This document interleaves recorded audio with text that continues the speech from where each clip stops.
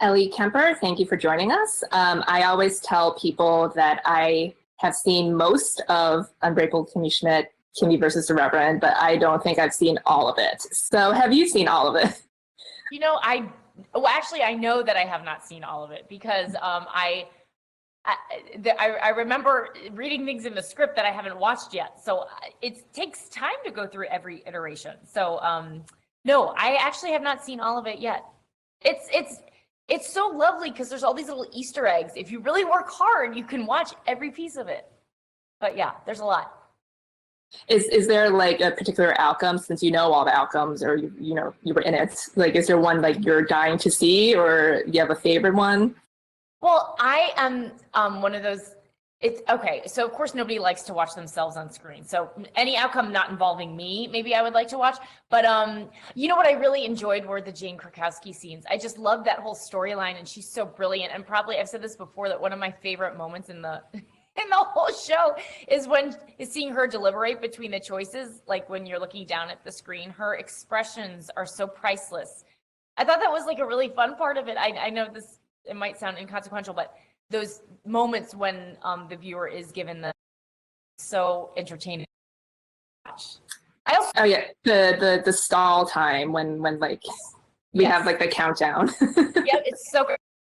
Daniel scenes, Carol Kane and Daniel Radcliffe. I hadn't seen those. I mean, I wasn't involved with them, obviously, and oh my gosh, it's so brilliant.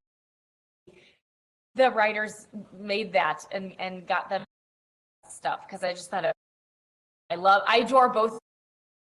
I always of Lillian, so it was good for her. So when you guys found out, like I think it was during the final season, season 4, that you were really ending with the series finale, you'll have this interactive special coming up. So what was your reaction when you found out that it wasn't just a movie, but it's going to be interactive and you could use this new technology, this newfangled technology Netflix has?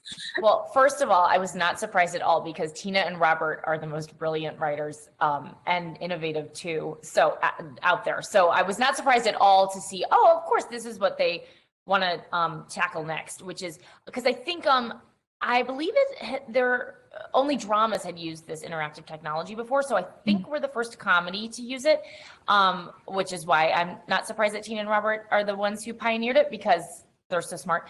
But I was first of all so excited that it was not the end of the series, that we were going to get to come back and do this special. And then also we got going, or no, I should say this. Once I was handed the script, or I guess emailed the script and told to download Branch Manager, my brain started doing spirals because there are so many different iterations. And I finally asked for just a hard copy that I could turn with my hands because each choice point was making my brain into a pretzel, and trying to keep track of everything was very difficult. So when I actually got the script, I thought, oh my gosh, we have our work cut out for us. But we had an amazing script supervisor who kept everyone on point and brought all the scenes into context, like where we were in the world of the show, et cetera, et cetera. So that was very helpful, but it's confusing. It's not a linear story. So. Yeah. So how did you prepare for the scenes, like knowing you would have to switch to something different, like especially if you were able to shoot it like back to back, like the different options, like right. Like how do you prepare like as an actor to just like switch like on cue like that? Right. I think it was unlike anything I had ever worked on before because of that, because of those pivots and because of those different branches, I guess, of the story. But preparation wise was pretty similar to what I would normally do, which is that, I think you have to sort of see it as different episodes essentially. And so, just keeping track of the arc of that particular branch was the job. So luckily we would work on a scene for at least a day. So if we were going one certain choice point, it wasn't, luckily we weren't switching back and forth within the same day. It was mostly we have a block of time devoted to this story and now to this story, so that it wasn't as confusing in that way. There were a couple moments where it was like, okay, now we need to reshoot this as though the viewer has chosen, I don't know, and then I would get a little tripped up, but that was usually because I was tired anyway. So not so much the format of the show. And you were pregnant too, right? I was, yes. And it's so funny because I thought, oh, it's not funny isn't the word, but I thought, oh my gosh, I haven't long in my pregnancy. I filmed a little bit of Kimmy Schmidt when I was pregnant with my older son, but this I was I think 6 months, maybe 7 months pregnant. So it was farther along, and I thought, oh, do people do this? Like, I'm going to be so tired. And now the current state of the world, I'm like, oh, filming a TV show while pregnant wasn't hard. Being in a pandemic is hard. So anyway, everything has been thrown into perspective. If we could only go back to being on the Kimmy Schmidt set now. Oh my gosh, so. I just want to go back to Congers, New York and film in the heat. That was nothing. Mm-hmm. Well, what I love so much about this special is that it, unlike, the books or Bandersnatch, we're told like when we make the wrong choice, like we get a dead end. It's like, there's so many hilarious, like, wrong answers. And then, we have like Robert Durst come out and, scold us and everything. Yep. But I also felt like that was like a great microcosm of Kimmy herself, because she's this positive person who always wants to do the right thing. And, she does ultimately if you choose, do the right thing right, in this. Right. So did you look at it that way too? Like, all these like funny dead ends that, would like force the viewer to do a do-over? Yes. I do sort of like that, and I'm glad that you pointed that out, because I do think that Kimmy sees the world as I shouldn't say black and white. There's a whole story about that, but that she does believe that there's a right and a wrong way to do things, and so that and is to right these wrongs that happen to her, but to the world. Having to go back and do the right thing is in her core. So having to make the viewer go back and do the right thing, I think is so emblematic of what she stands for. And so, yeah, I think I have not thought about it in that way before. Thank you for pointing that out to me. But I think that's what the special, this interactive feature, forces the viewer to do, which is do the right thing. Yes. This can be your talking point now whenever you tell people to watch the show. Yeah. I'm like, oh, too bad the earlier press is over. I could have gone back to that. Just call them back. You're like, sorry, I have one more thing to add. So. Yeah, exactly. I'm like, TV guide. Yeah. Well, like it culminates when you have your showdown with the Reverend, and we have 4 options, and 3 of them is to kill him, or you could spare him. And I think most people, I knew the right answer was to spare him, but I, of course, had to kill him all 3 times. So what was it like for you shooting those 3 different death scenes? Because like some of them got pretty heavy. And I think like, one of the great aspects about the show itself is like, it's so absurd and wacky by nature, but there's always this dark undercurrent because of the premise and what Kimmy's been through. And it's able to so easily pivot to those like heavier tones so easily. And this was kind of like a really extreme example of that, because you get to kill him 3 times. Oh, I know. I was, when I read that in the script, in the enormous document that was handed to all of us, I thought, I was taken aback because it is so extremely dark. And then when we were talking about the choices to kill him, Tina Fey and Robert were, this is supposed to be dark. This is not, there's nothing funny about it. This is like you go there. This is a very dark, intense moment. And so Kimmy has, as a show, has had those, of course, throughout the course of the series because of the dark premise, which is that she was kidnapped and held captive for 15 years. So I think that actually playing it is something that I haven't gotten to do so much in the series because I think the darker moments are so few. But this was I thought it was hard and cathartic at the same time, and in a way that felt like Kimmy is getting her revenge, even though again, like you said, that's the wrong choice to make. But it felt like justice was ultimately not the correct justice as we see, but it's sort of unusual to take on such a dark hue, I think. And that's what I've always thought is so mysterious about the show, is that the premise is so bleak, so completely dire and awful. But that it's a comedy, absolutely 100% a comedy. I thought it's just a magic trick how the writers are able to pull that off. But yeah, it was actually more challenging for me because I don't get to play that as much as obviously the comedy. Mm-hmm. And I mean, it has to be like fun, not just maybe not for you, I don't know, but like for the viewer, it's like we get to see Kimmy like rage out for a little bit, and then we could go back and see her do the right thing. So no, it is as much fun for me because doing that, hello, I was pregnant, so quite hormonal.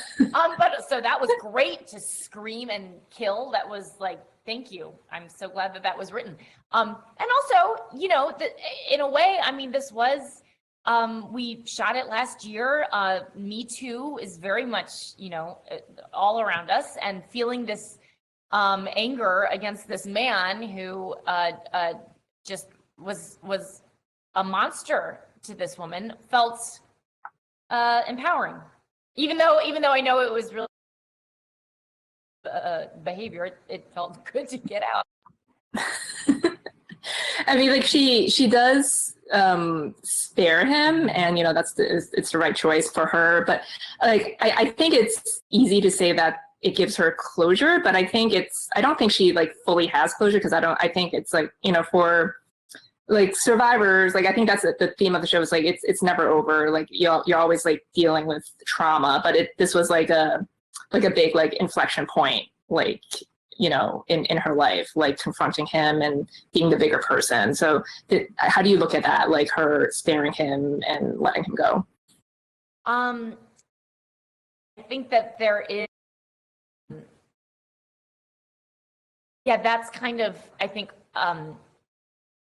realization. She realizes it with her mom, change, you know, coming to terms with the fact that you can't control other people, you can just control your own actions. And I thought that was explored so beautifully when Kimmy does reunite with her mom and choosing to love her anyway, you know, just warts and all. I mean, that accepting that you only have so much control. And so I felt like, yeah, I think that Kimmy's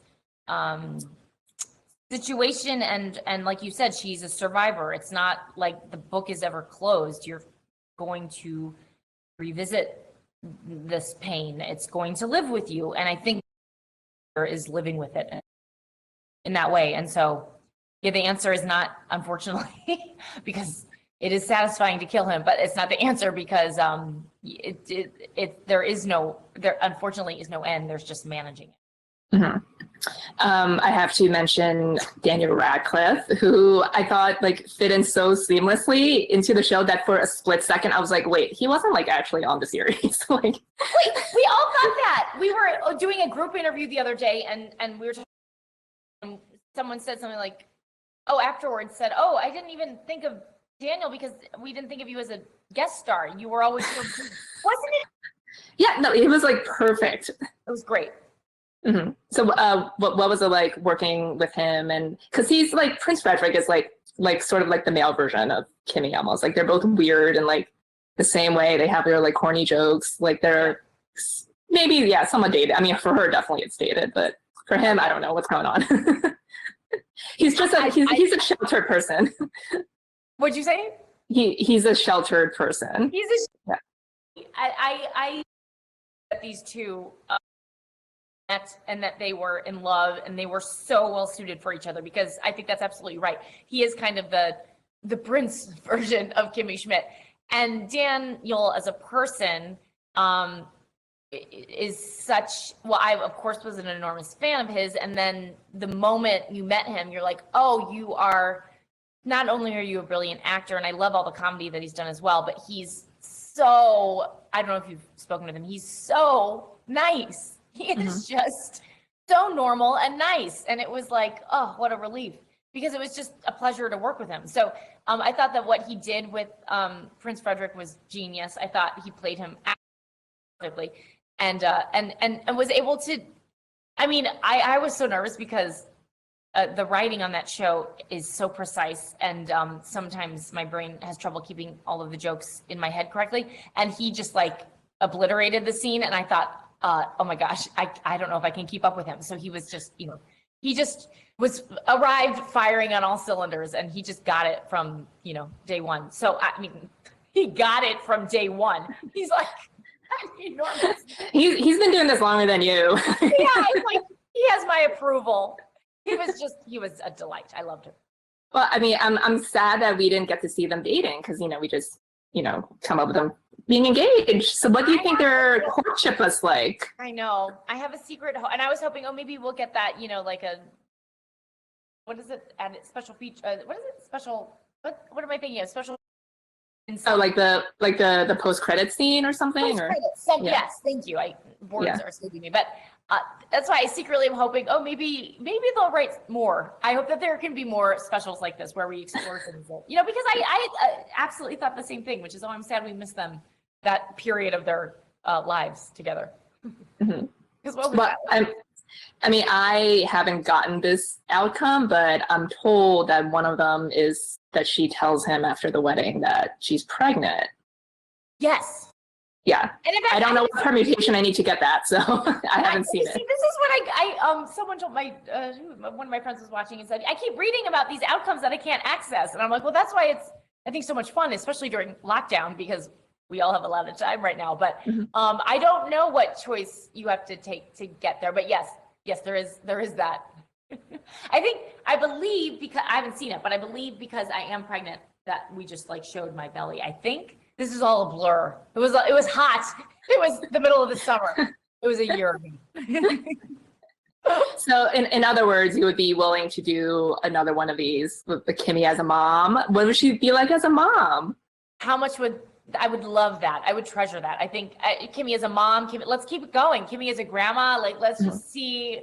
I love these people. I love these characters. I would love to continue working with them in any capacity. So I do, but I also think that these, there's so much more to explore with them. So, and what I love about this special also is that it is kind of standalone.